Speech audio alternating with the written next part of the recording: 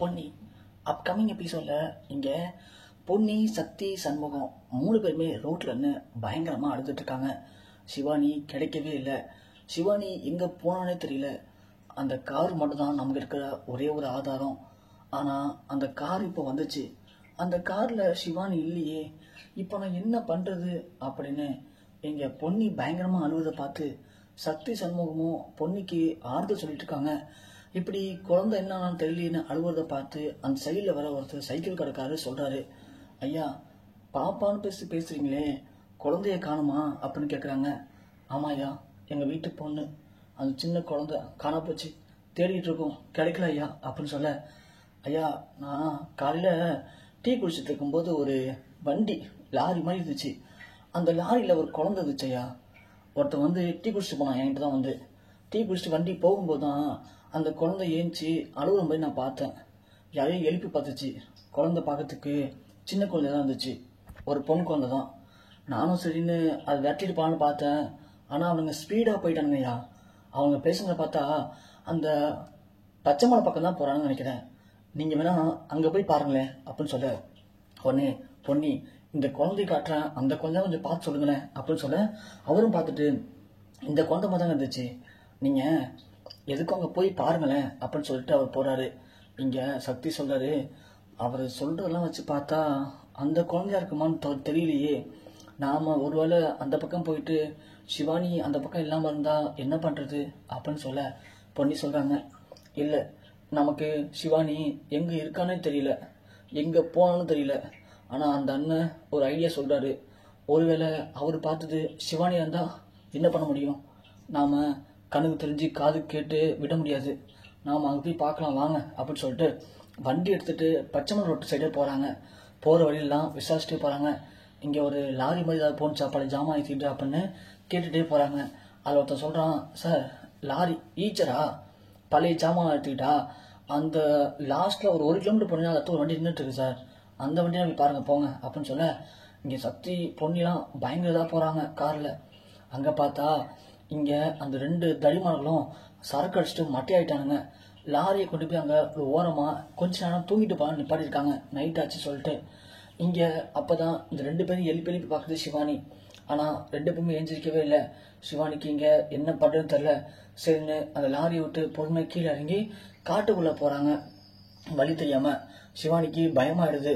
இவங்க பண்ணுறதெல்லாம் பார்த்தா இவங்க ஒன்றும் நமக்கு கிஃப்ட் கொடுக்க மாதிரி தெரியலை, இவங்க உண்மையாக நம்மளை கடத்திட்டு வந்துட்டாங்க போல, நாம் தப்பிச்சாகணும் அப்படின்னு சொல்லிட்டு சிவானியும் இறங்கி அங்கேருந்து கிளம்பிடுறாங்க.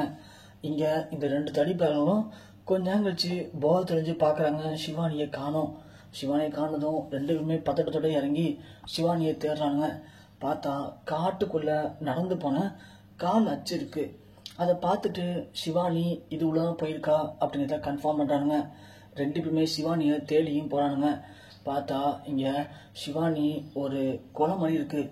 அந்த குளத்துக்கிட்ட போகும்போது டக்குன்னு அவங்களால மயங்கி கீழே வந்துடுறாங்க. இந்த பக்கம் பார்த்தா நம்ம சக்தி பொன்னி கரெக்டாக அந்த ஈச்சட்டை வந்துடுறாங்க. வந்துட்டு ஸோ அந்த அண்ணன் சொன்ன மாதிரி ஈச்சரிங்க தான் நிற்கிது. சிவானி இங்கேருந்து பிறக்க வாய்ப்பு இருக்குன்னு சொல்லி காட்டுக்குள்ளே எல்லாருமே சிவானி சிவானின்னு கற்றுக்கிட்டே போகிறாங்க. இதை இந்த ரவுடி பசங்களும் பார்த்துறாங்க.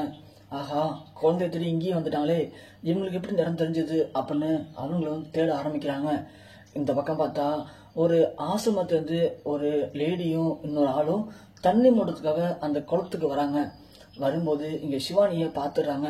சிவானிக்கு காய்ச்சல் அடிக்குது, ரொம்ப டயர்ட் ஆகிட்டா போல அந்த பொண்ணு, எதுவும் சாப்பிடல போல, அதான் மயங்கி கிடக்கிறா, தூக்கிட்டு நம்ம ஆசிரமத்துக்கு போனாவா அப்படின்னு அவங்க 2 பேரும் சிவானியை தூக்கிட்டு ஆசிரமத்துக்கு போகிறாங்க.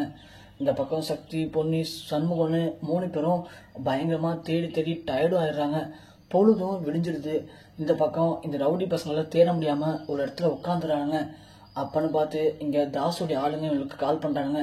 டேய் குழந்தை எங்கடா இருக்கீங்க, அந்த பாப்பா எங்கடா அப்படின்னு கேட்க, டேய் அது என்ன கேட்குற, அந்த லாரியில் வந்துட்டு இருக்கும்போது அந்த குழந்தை மிஸ் ஆகிடுச்சுடா, என்ன பண்ண தெரியல, காட்டுக்குள்ள தேடிட்டு இருக்கோண்டா அப்படின்னு சொல்கிறாங்க. அப்படின்னு பார்த்து தாஸ் அவங்களுக்கு ஃபோன் பண்ணுறான்.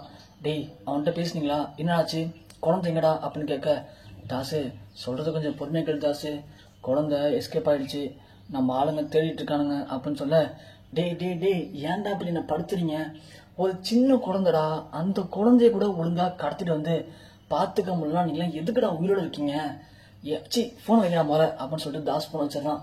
இங்கே தாஸ்க்கு என்ன பண்ணுறதுன்னு தெரியல.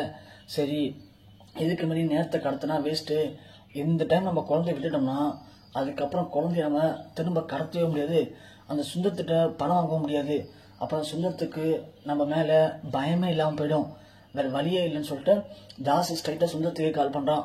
சுந்தரம் ஃபஸ்ட்டு ஃபோன் எடுக்கலை, திரும்ப தாஸ் அடிக்கவும் சுந்தரம் ஃபோன் எடுக்காரு.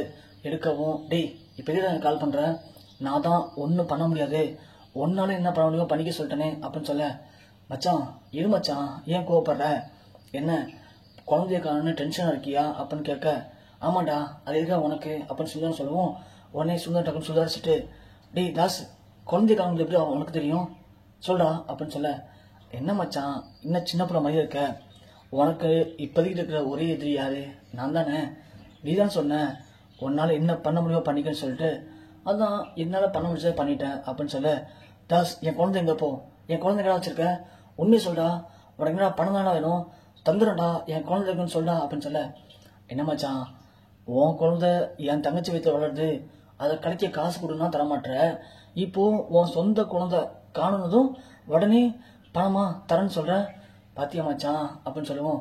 தாஸ் இங்கே பாரு, இது விளையாடுறதுக்கான நேரம் இல்லை, என் குழந்தைய காணுன்னு என் மனைவி இப்போ ஹாஸ்பிட்டலில் உயிருக்கு போராடிட்டு இருக்கா, தயவு செஞ்சு சொல்கிறேன், உன்னை கெஞ்சி கேட்குறேன், நான் பண்ணது பெரிய தப்பு தான், பணம் கொடுத்துட்றேன், என் குழந்தைய விட்டு தாஸ் ப்ளீஸ் தாஸ் அப்படின்னு சுந்தரம் கெஞ்ச ஆரம்பிக்கிறாரு. என்ன மச்சான் எவ்வளோ கெத்தாக பேசிட்டு இப்படி கெஞ்சுறியே, நீ கெஞ்சதை பார்க்கும்போது எனக்கு ரொம்ப பாவமாக இருக்கு மச்சான், சரி மச்சான் குழந்தைய கொடுத்துட்றேன், ஆனால் நீ சொன்ன மாதிரி பணம் தரணுமே அப்படின்னு சொல்லுவோம். தாஸ் இந்த 5 லட்ச ரூபா பணம் தானே, நான் உடனே தந்துடுறேன், என் குழந்தைய விட்டுரு. என்ன மச்சான் 5 லட்சமா, என்ன மச்சான் சாதாரண 5 லட்ச ரூபா பார்த்து தானே உன் குழந்தைய கடத்திட்டு நினச்சியா, என்னதான் சொல்கிற, நீ அதானே கேட்ட, நான் கேட்டது வேற மச்சான், நான் கேட்டது என் தங்கச்சி வயிற்றுல இருக்கிற உன்னோட குழந்தைய கலைக்கிறதுக்கு கேட்டேன், ஆனால் இது உன் குழந்தைய நீ வாழ வைக்கிறதுக்காக கேட்குறியே, அது எப்படி மச்சான் 5 லட்ச ரூபாயில் முடியும் அப்படின்னு சொல்ல, வேற எவ்வளோ தான் செய்யணும் உனக்கு, 10 லட்சம் ஓகேவா அப்படின்னு கேட்குறாரு. இல்லை மச்சான் இனிமேலும் உன் நம்பர் தான் நான் தயாராக இல்லை, உங்ககிட்ட இருந்து கொஞ்சம் கொஞ்சமாக வாங்கி செட்டிலாம் இல்லாமல் தான் நான் பிளான் பண்ணேன், ஆனால் நீனு ஒன்னால என்ன பண்ண முடியும் பண்ணிக்கன்னு சொல்லிட்டல, அதான் பெருசாக பண்ணிட்டேன், அதனால் எனக்கு 5 வேணாம் மச்சான் 50 கொடுத்துரு, நான் உன் குழந்தைய விட்டுருன்னு சொல்ல, தாஸ் என்ன விளையாடுறியா, 50க்கு நான் எங்கே போவேன் அப்படின்னு சொல்ல, அப்போது குழந்தைய மறந்துடும் மச்சான், குழந்தைய மறந்துட்டு உன் மனைவி எப்படி காப்பாற்றலான்னு முடிவு பண்ணிக்கோ அப்படின்னு சொல்லுவோம். தாஸ் தாஸ் தாஸ் அப்படின்னு சொல்லுவோம். தாஸ் ஃபோன் வச்சிடறான். இங்கே சுந்தரத்துக்கு என்ன பண்ணுறதுன்னு தெரியல.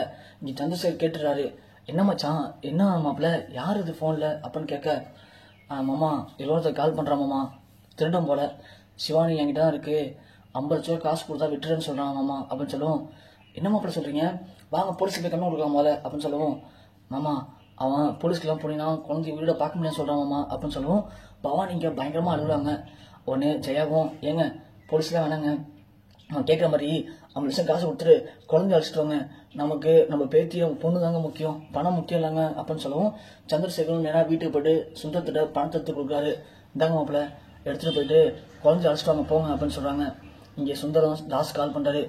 தாஸ் பணம் ரெடி ஆயிடுச்சு, எங்கே வரணும்னு சொல்லு, என் குழந்தை எங்க அப்படின்னு கேட்க, தாஸ் ஒன்று அப்படியா மச்சான், சரி மச்சான் கொஞ்சம் வெயிட் பண்ணு நான் பண்ணுறேன் அப்படின்னு தாஸ் ஃபோன் வச்சிடறான். வச்சுட்டு இங்கே அவனுடைய அடியாளுக்கு கால் பண்ணுறான். டேய் குழந்தைங்கடா கண்டுபிடிச்சிங்க இல்லையா அப்படின்னு சொல்ல, தாஸ் தேடிட்டு இருக்கும் தாஸ், ஒரு மணி நேரம் வெயிட் பண்ணி தாஸ் அவர் கண்டுபிடிச்சிடும் அப்படின்னு சொல்லுவோம். டேய் இங்கே பாருடா குழந்தை மட்டும் கிடைக்காம வச்சுக்கேன், நேராக வந்து ஒரு தேடி நானே கூடுவேன் பார்த்துக்கோ அப்படின்னு தாஸ் ஃபோன் வச்சிடறான். இந்த பக்கம் பார்த்தா சக்தி பொன்னின்னு பயங்கரமாக தேடி தேடி எல்லாருமே ரொம்ப டயர்டாகிறாங்க. அப்போது பார்த்து பொன்னிக்கு திடீர்னு அங்கே ஏதோ கடிச்ச மாதிரி இருக்குது, பொன்னிக்கு ஏதோ கடிச்சிச்சுன்னு சொல்லி பொன்னி அப்படியே மயங்கிறாங்க. இங்கே நம்ம சக்திக்கு என்ன பண்ணது தெரியல, பார்த்தா பாம்பு கடிச்ச மாதிரி இருக்குது. உடனே இங்கே சக்தி பயங்கரமாக கத்தி ஆர்ப்பாட்டம் பண்ணுறாரு. அண்ணன் பொன்னிக்கு பாம்பு கடிச்சிட்டு போங்க, அவ்வளோ தானே சீக்கிரமாக ஹாஸ்பிட்டல் தூக்கிட்டு போகணும் வாங்கினேன்னு சொல்லி பொன்னி தூக்கிட்டுலாம் அங்கேருந்து ஓடுறாங்க. ஓடும்போது அந்த ஆசிரமத்தில் இருக்க ஒருத்தர் பார்த்துறாரு. என்னாச்சு ஐயா என்ன பிரச்சனை அப்படின்னு கேட்கும்போது, இது மாதிரி என் மனைவி நானும் ஒரு குழந்தை திரும்பி வந்தோம், பாம்பு கடிச்ச மாதிரி இருக்குது, என் மனைவி மயங்கிட்டா அப்படின்னு சொல்லுவோம். இங்கே வாங்க ஐயா ஆசிரமத்துக்கு வாங்க, அங்கே நாட்டு மருத்துவம் பண்ணி காப்பாற்றலாம்னு சொல்லி உள்ளே அழைச்சிட்டு போகிறாங்க. பார்த்தா பொன்னிக்கு பாம்புலாம் கிடைக்கல, ஸோ முள்ளு தான் குத்திருக்கு. ஆனால் பொன்னி சாப்பிடாதனால டயர்டில் மயங்கியிருக்காங்க. உடனே பொன்னியும் இங்கே மயக்க தெரிஞ்சிருது. சரின்னு சொல்லிட்டு அங்கேருந்து இது மாதிரி என் குழந்தைய காணும் தேடி போயிட்டுருக்கோம் ஐயா, நான் கிளம்புன்னு சொல்லி கிளம்பும்போது தான் அப்போது அங்கே அந்த குட்டியாக இருந்த ஒரு ஆள் சொல்கிறாரு, குழந்தையா இங்கே வந்து பாருங்க, இங்கே குழந்தை இருக்கு, அந்த குழந்தையான்னு சொல்லிட்டு அப்புறம் போய் பார்த்தா அதுதான் சிவானி. சிவானியை பார்த்தோன்னே பொன்னி சக்திலாம் ரொம்ப சந்தோஷப்படுறாங்க. ஆனால் இங்கே சிவானி படுத்த படுக்கையாகிறத பார்த்து எல்லாருமே அதிர்ச்சி அடைகிறாங்க. என்னாச்சுன்னு கேட்கும்போது, இந்த குழந்தை 2 நாளாக சரியாக சாப்பிடல, அதோட இந்த குழந்தை பயந்து போயிருக்கா போல, அவளுக்கு சரியான ஃபீவராக இருக்கு, இன்னும் ஒரு 2 நாளைக்கு இங்கே இருந்தானா காய்ச்சல்லாம் குறைஞ்சிரும், அப்புறமா நீங்கள் அழைச்சிட்டு போங்கன்னு சொல்லவும் சரின்னு சொல்லிட்டு பொன்னி சக்தி சண்முகம் 3 பேரும் அங்கேயே இருக்காங்க. ஆனால் இந்த விஷயத்த எப்படியாவது வீட்டுக்கு சொல்லலாம்னு சொல்லி கால் பண்ண ட்ரை பண்ணுறாங்க. ஆனால் இங்கேருந்து டவர்லனால யாருக்குமே ஃபோன் போகவே இல்லை. இப்போது சக்தி சண்முகம் பொன்னின்னு எல்லாருமே எங்கே போனாங்க என்ன ஆனாங்கன்னு தெரியாமல் வீட்டில் இருக்க எல்லாருமே பதறி போகிறாங்க. ஒரு பக்கம் சுந்தரம் இந்த பணத்தை தாஸ்கிட்ட கொடுத்து எப்படியா சிவானியை காப்பாற்றலான்னு சொல்லி தாஸை நம்பி பணத்தை எடுத்துகிட்டு போகிறான். ஸோ எப்படி இங்கேருந்து இவங்க தப்பிக்க போகிறாங்க? ஸோ தாஸோட சூழ்ச்சி வழியில் சுந்தரம் சிக்குவானா, இல்லை சுந்தரத்தை பற்றின உண்மையில் தாஸ் வெளிச்சத்துக்கு கொண்டு வருவானா, என்ன மாதிரியான மாற்றங்கள் திருப்பம் நடக்க போகுது அப்படிங்கிறத தெரிஞ்சதுக்கு முன்னாடி நீங்கள் நம்ம சேனலை தொடர்ந்து சப்ஸ்கிரைப் பண்ணாமல் பார்த்துட்டு இருந்தீங்க அப்படின்னா மறக்காமல் நம்ம சேனல் சப்ஸ்கிரைப் பண்ணிக்கோங்க. அதோட இந்த வீடியோக்கு ஒரு லைக் போட்டு உங்களுடைய ஆதரவை தெரிவிங்க.